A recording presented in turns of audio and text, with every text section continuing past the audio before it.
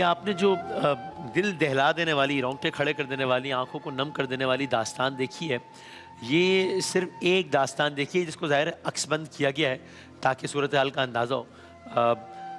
आप यकीन कर लीजिए कि ऐसी एक नहीं, ऐसी 100 नहीं, ऐसी अनगिनत दास्तानें हैं जो कि मेरे और आपके बहुत आस पास ही जन्म ले रही, ज़्यादा दूर नहीं है।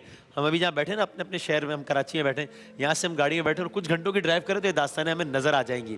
जो सैलाब का जो नुकसान है पाकिस्तान को कितना हुआ है, इसका अंदाज़ा लगाने के लिए इसके वॉल्यूम का सिर्फ इतना देख लीजिए कि अभी ये IMF और ये सारे के सारे मामला जो चल रहे हैं कि जिसकी वजह से हमें क्या कुछ नहीं करना पड़ रहा, वो सारे जो सियासी पहलू में उसको ज़्यादा डिस्कस नहीं कर रहा, लेकिन जो अमाउंट है, जो फैक्ट है वो ये कि वो $1 बिलियन का अमाउंट है, $1 अरब, जिसके लिए सारे का सारा सिस्टम आगे पीछे हुआ है। सैलाब से पाकिस्तान के नुकसान का तखमीना $30 बिलियन है, $30 बिलियन।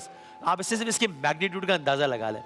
आज हमारे साथ जो ऑर्गेनाइजेशन है वो इस वक्त तो हमने सैलाब के हवाले से उनका तारुफ कराया है, लेकिन बहुत ही कसीरुल जहती उनका दायरा है। और मैं ये इसलिए भी इतने कॉन्फिडेंस से कह रहा हूँ कि मैंने खुद जाकर विजिट किया है और मैंने खुद देखा है कि वो किन किन शोबों में किस किस अंदाज से कब से क्या क्या काम कर रहे हैं। इन हालात से निकलने का एक ही रास्ता है और कोई रास्ता है नहीं कि सब हाथों में हाथ दें तो ही इससे निकल पाएंगे, वरना धंसते चले जाएंगे। ये जो इदारा है इसका नाम ही इसी थीम पर है, इसी तर्ज पर है, हैंड्स ऑर्गेनाइजेशन आज हमारे साथ है। सैलाब ज़दगान की बात हो इन हालात के हवाले से, वरना बतौर मजमूई तो और कितने ही और प्रोजेक्ट्स हैं जिनमें ये काम कर रहे हैं, जिनकी ज़रा हम आपको डिटेल्स ही बताते हैं और आपसे गुजारिश भी करेंगे। माह मुबारक है, तकरीबन निस्फ माह मुबारक के हम करीब हैं।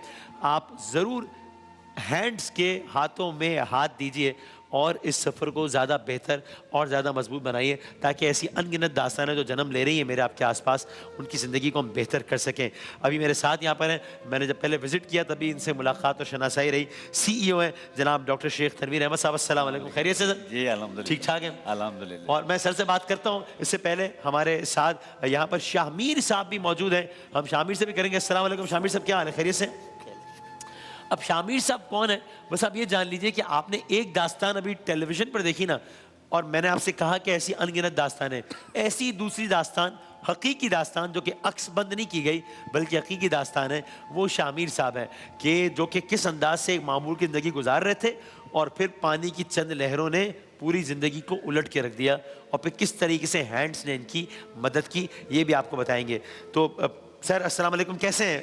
खैरियत से? अल्हम्दुलिल्लाह, शुक्रिया आपने बुलाया मुझे, बहुत शुक्रिया कि और इस वक्त भी आप सैलाब ज़दगान को याद कर रहे हैं जब सारा पाकिस्तान सियासत में लगा हाँ, ये चीज़ बहुत ज़रूरी है ये। और हम टू से द लीस्ट मैं कहूँगा कि हम बहुत भयानक गलती कर रहे होंगे अगर हम एक लम्हे को सोचें कि सैलाब का मसला पुराना हो गया और बात ख़त्म हो गई, तो ये हम एक ब्लंडर कर रहे होंगे, भयानक गलती कर रहे होंगे। अभी वो इतनी बुरी ज़िंदगी गुजार रहे हैं जिनका तस्वुर ही नहीं कर सकते हम, और इतनी बुरी ज़िंदगी गुजार रहे हैं आज भी सैलाब ज़दगान। अभी हमारी बदकिस्मती है कि वो सियासी और ये सारे मामला इतने आगे आ जाते हैं कि फिर बहुत सारी चीज़ें पसे पुश चली जाती हैं। आप बताइए हैंड्स ऑर्गेनाइजेशन का क्या दायरा है सैलाब ज़दगान के हवाले से भी, और वैसे क्या करता है ये इदारा? जी अल्हम्दुलिल्लाह, हैंड्स पाकिस्तान की एक ओल्डेस्ट ऑर्गेनाइजेशन है, इसके 43 ईयर्स ओल्ड ऑर्गेनाइजेशन और लार्जेस्ट ऑर्गेनाइजेशन भी है, जिसका मैं बताऊंगा क्यों लार्जेस्ट हम कह रहे हैं। जी। इसका नेटवर्क जो है पूरे पाकिस्तान में, इस आज के दिन भी हम नॉर्थ वजीरिस्तान से लेके कराची तक अपनी सर्विसेज दे रहे हैं, मुख्तलिफ सेक्टर में दे रहे हैं। प्रोफेसर गफ्फार बिल्लू एक लीडिंग पीडियाट्रिशियन है मुल्क के, उनकी सरबराही में ये इदारा 79 में काम हुआ था, 1979 में, और कराची से ही शुरू हुआ था, कराची के रूरल एरिया से, और वो बढ़ता हुआ माशाल्लाह पाकिस्तान के तकरीबन 57 अजला में पहुँचा हुआ है। और मैं जिस सर चारों सूबे में मौजूद हैं हैंड्स, माशाल्लाह, और चारों सूबे में मल्टी सेक्टोरल काम कर रहे हैं, यानी सेहत पे भी काम करते हैं, तालीम पे भी, गुरबत मिटाओ प्रोग्राम यानी रोज़गार दिलाओ प्रोग्राम पे भी, फिर निकासी आप पे और वो पानी और निकासी आप पे काम करते हैं, इस तरह इंफ्रास्ट्रक्चर पे काम करते हैं। और जितने आपने शोबे बताए इन सब के अलग अलग बाकायदा डिपार्टमेंट्स बने हुए हैं, हर डिपार्टमेंट का अपना एक हेड है। और वो जी हाँ, हैंड्स एक आम चैरिटी ऑर्गेनाइजेशन बहुत ज़्यादा एक डेवलपमेंट ऑर्गेनाइजेशन है, डेवलपमेंट ऑर्गेनाइजेशन कि हम चाहते हैं कि लोगों हमारे साथ मिले और हम फ़खरात नहीं बांटें, यानी हम मछली खिलाना नहीं सिखाएं, मछली पकड़ना सिखाएं उनको, मछली सिर्फ खिला के उनको आदी ना बना दें, उनको बेगर्स ना बना दें। तो हमने हमारी अप्रोच डिफरेंट, तो हम ये तीनों पांचों सेक्टर में काम करते हैं और बड़े 250 के करीब जो हमारा हेड ऑफिस में स्टाफ है, हमारा कोई 11,500 के करीब स्टाफ जो है थ्रू आउट हमारी 35 ब्रांच, जी हाँ 35 ब्रांचेज में फैला हुआ है। इसके ज़रिए हमने पिछले साल ही अगर हम देखें तो कोई 4.5 अरब रुपए का जो काम किया डेवलपमेंट सेक्टर में, डेली डेवलपमेंट में, डिज़ास्टर से हट के भी, तो 4.5 अरब को कोई 74 लाख डायरेक्ट बेनिफिशरीज तक हम पहुँचे। शामिल उनमें से एक है जिनके पास हम पहुँचे। इस तरह फिर जब सैलाब आया तो कोई हमने 6 अरब रुपए का टारगेट हो गया। तो इस साल अल्हम्दुलिल्लाह कोई 10 अरब के करीब का हम सर्विसेज का काम कर रहे हैं, जिसमें से 4 अरब का हमारा टारगेट है कि रिहेबिलिटेशन में सैलाब में अब जाने आप, अगर मैं आपसे स्पेसिफिकली पूछ लूं, to keep it very simple for our audience, के सैलाब ज़दगान के लिए आप क्या कर रहे हैं, किस तरह के घर बना रहे हैं, क्या क्या क्या कर रहे हैं? हाँ, सैलाब में एक तो ये कि जब शुरू हुआ 25 जुलाई से हमने ज़ाहिर है कि सब ने रिएक्शन रिस्पांस आना शुरू हुआ था। जुलाई के 20 जुलाई से ये बारिशें शुरू हुई थी, तो पहला बलूचिस्तान ही था, लजबेला उसके अराउंड जो एरियाज़ हैं उस पर। तो वहाँ पे जाके हमने अपनी जो एक रिस्पांस होता है फ़ौरन कि लोगों को रेस्क्यू करना और लोगों को रिलीफ पहुँचाना, राशन देना। शुरू में तो कोई भी नहीं था, तो आर्म फोर्सेस के साथ मिलकर ये काम कर रहे थे कि आर्म फोर्सेस क्योंकि हर जगह पहुँच गई थी, फ़ौरन ये रिस्पॉन्स करते हैं। इसी तरह फिर NTSA में आना शुरू हुआ। सही है। ठट्टा में आया, कराची के भी देही इलाके में, फिर हम आगे बढ़ते गए यूं यूं दादू, कशादुकंबर, लाड़काना, खैरपुर और फिर जेकबाद और तक पहुँचे। सिंध में ये किया था, फिर पता चला कि राजनपुर में पंजाब में शुरू हो गए, साउथ पंजाब में, तो 3 डिस्ट्रिक्ट वहाँ पे किए। बलूचिस्तान में वो बढ़ के फिर 10 डिस्ट्रिक्ट हो गए, सिंध में 22 डिस्ट्रिक्ट, और फिर KP में जब सवात और वैली में और बहरीन में जब वो सैलाब का असर आया तो फिर 3 डिस्ट्रिक्ट वहाँ पे हमने रिलीफ अर्ली रिकवरी का काम किया। वो तकरीबन कोई 4 अरब रुपए का। तो आप क्या कर रहे हैं वहाँ पर, लोगों को मकानात बना के दे रहे हैं जिनके घर? उसमें इनिशियली तो हमने जो राशन दिया, इनिशियली हमने टेंट दिए यार उस वक्त तो जिंदा रहने के लिए कुछ खाने, यानी मुझे याद है ऐसे इलाके में थे कि लोग मिन्नतें कर रहे थे कि यार बिस्किट ही भिजवा दो वरना बच्चे भूख से मर जाएंगे। जी हाँ, पानी निकासी आपका बड़ा मसला था, टॉयलेट का जो डिस्प्लेस लोग थे कैंपों में, आपको अंदाजा है औरतों के बच्चों के साथ जो मसाइल थे, टॉयलेट ना होना, तो आप समझ सकते हैं कि औरतों के लिए कितने मसाइल हैं। तो उनके यूनिसेफ के हम सबसे बड़े मेजर पार्टनर थे सिंध में और बलूचिस्तान में। इसी तरह हमने वर्ल्ड फूड प्रोग्राम के मेजर पार्टनर थे। अभी भी आप जो चूंकि ये आलमी इदारे हैं उनसे वाबस्ता होने का मतलब है कि जाहिर है ये this brings a lot of credibility. तो अभी भी आप इनसे किसी ना किसी अंदाज से मंसूब हैं यूनिसेफ से? जी से मैं बताऊं कि जैसे वर्ल्ड फूड प्रोग्राम का मैं बताऊं कि एक अंदाजे के मुताबिक क्या किया राशन में, 85 lakh kilos of ration food जो कि एक फैमिली को तकरीबन 80 किलो उसका मिला है।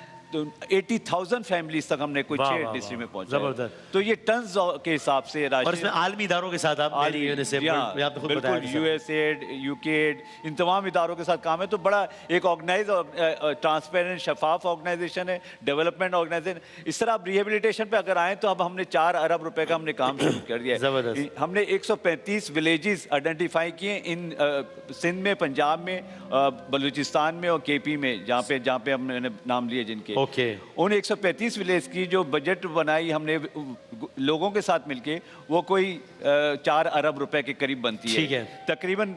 अगर जहाँ पे 50% से ज़ायद घर तबाह हैं उनको कोई 4.5 करोड़ के करीब चाहिए। जहाँ पे 50% से कम घर तबाह हैं यानी मुकम्मल तबाह उनको कोई 2 करोड़ के करीब चाहिए मॉडल विलेज बनाने में। अब उसमें सारी चीज़ें फिर शामिल होगी कि उसमें सेहत का निज़ाम भी सही करना है, उनका तालीम का निज़ाम भी, अगर वहाँ के कोई अस्पताल, यानी बतौर मजमूई उनकी क्वालिटी ऑफ लाइफ को अपलिफ्ट कर रहे हैं ना। मैं शामिर से भी ज़रा पूछूं कि वो शामिर साहब अस्सलाम वालेकुम। वालेकुम सलाम। ठीक है, खैरियत से? अल्लाह का शुक्र, दुआ है। किधर रहते थे शामिर साहब आप ये सैलाब से पहले? हाजी नौदगोर। किधर? हाजी नौदगोर जिला। यानी ये किधर है, किस सिंध में, बलूचिस्तान में, किस तरफ है? गडाब। किधर? गडाब जिला। अच्छा, क्या हुआ था फिर? ये था सिर्फ मुझे आया था जिला या ये सैलाब का ये आया था। उसके वजह से ये बोला था, ये सर नेटम दिया था, नेटम दिया, उसके वजह इसके हैंड्स देखा, हाँ हैंड्स देखा, उसके आया। अभी फिर किधर रहते हो आप अभी? अभी उधर ही मलिर। अच्छा, गडाब। यानी वहाँ पर आपको अरेंजमेंट किया हुआ आप लोगों ने? हमारा एक उस कम्युनिटी के साथ पहले एंगेजमेंट थी, बारिशों में इनका घर तबाह हो गया था। हाँ। तो फिर आई थिंक अभी लैंग्वेज बैरियर है थोड़ा सा जरा। हाँ, तो वो उसको फिर हमने रिकंस्ट्रक्ट भी किया। फिर इनकी कुछ इनकी सेल्फ एम्प्लॉयमेंट के लिए यानी जॉब की नौकरी के लिए इनको ठेला भी दे दिया, ठेले में जो कुछ सामान रख के दे दिया, उससे रोज़गार इनका बन गया। पोलियो इफेक्टेड हैं, बेचारे माजूर हैं, तो व्हील चेयर इनको मिल गई। तो ये पोलियो का भी एक जो आप डायलेमा है वो हमें समझना चाहिए, और तमाम बच्चों को पोलियो यकीनन पिलाना चाहिए। कितना माजूर कर देता है नस्ल को। तो इस तरह इनका रोज़गार बन गया। इस इलाके में फिर इस गांव को हमने मॉडल गांव भी बना दिया है माशाल्लाह। कराची के करीब ही है, तो हम करीब तरीन जो लोग ला सके उनमें से शामिल थे कि करीब, वरना तो ज़ाहिर है पूरा पाकिस्तान। अभी क्या करते हैं, काम वाम क्या करते हैं अभी? काम ये रेड़ा चलाता हूँ। रेड़ा? अच्छा, क्या बेचते हैं? सब्जी का फ्रूट का। अच्छा, उसका गुजर सफर करता हूँ। सब्जी वगैरह बेचते हैं। सही सही। चलें, अल्लाह ताला आप मुश्किलात आसान करें इंशाल्लाह। और ज़ाहिर ऐसी बहुत सारी और दास्तानें हैं जैसे उन्होंने बताई। तो सर टुवर्ड्स द एंड बताएं कि फिर अगर लोग, यानी आप लोगों से क्या कहिएगा आखिर में कि वो किस अंदाज में कर सकते हैं हेल्प और आपके हाथ मजबूत कर सकते हैं? जी, मैं जैसे मैंने बताया कि मॉडल कम्युनिटीज़ बनाने में या मॉडल विलेज डेवलप करने में साथ दें। जिस तरह मैंने बताया कि तकरीबन और मुख्तलिफ है तरीक़ेकार कि रोज़गार हम हर जो गांव में तकरीबन 50 लोगों के लिए रोज़गार मुहैया कर रहे हैं। तकरीबन 100 के करीब जो है लोगों को घर मुहैया।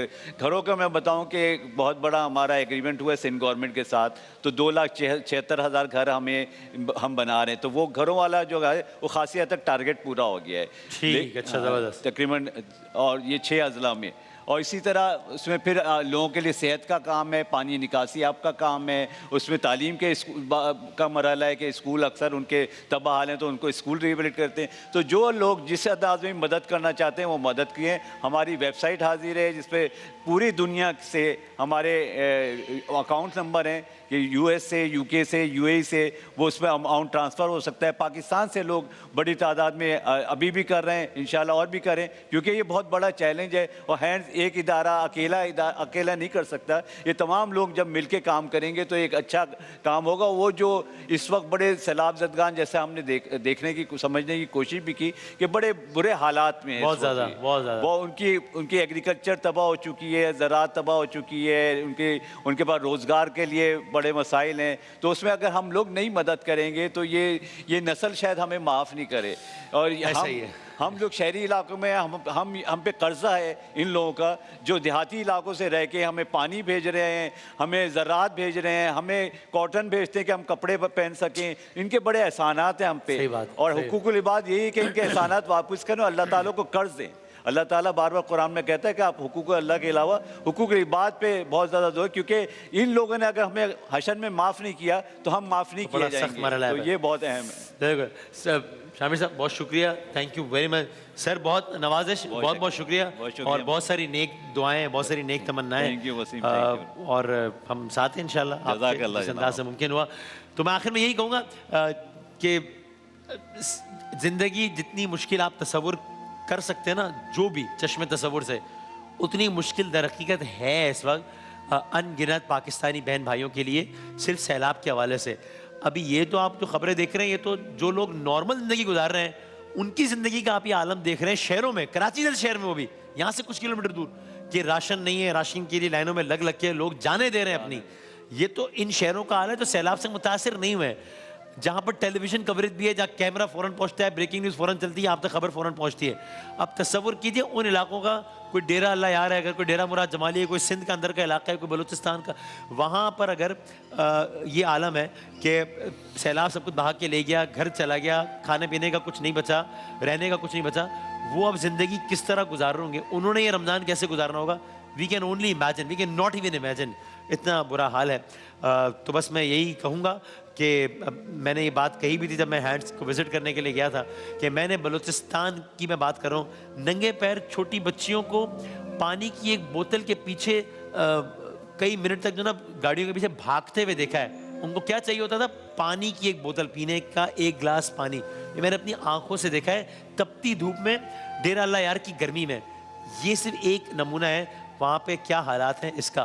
तो हैंड्स की हम आइए हाथ मजबूत करें, आपको इस तरह के जो भी इदारा आपको लगते हैं, और हैंड्स की हमने आपको सारी खिदमत बताई हैं, उनके हाथ मजबूत करें। इन सैलाब ज़दगान की ज़िंदगियों का अगर एक लम्हा भी हमारे 1 रुपये की वजह से भी 1% भी बेहतर हो गया तो इंशाल्लाह इसका हमें वहाँ पर मल्टीप्लाई बाय 70 या पता नहीं कितना मल्टीप्लाई करके अजर ज़रूर मिलेगा इंशाल्लाह। बहुत सारी तालियां हैंड्स के लिए और उन तमाम डोनर्स के लिए जिनकी वजह से हैंड्स एक कामयाब इदारा है। एक ब्रेक के बाद दोबारा हाजिर होते हैं इंशाल्लाह।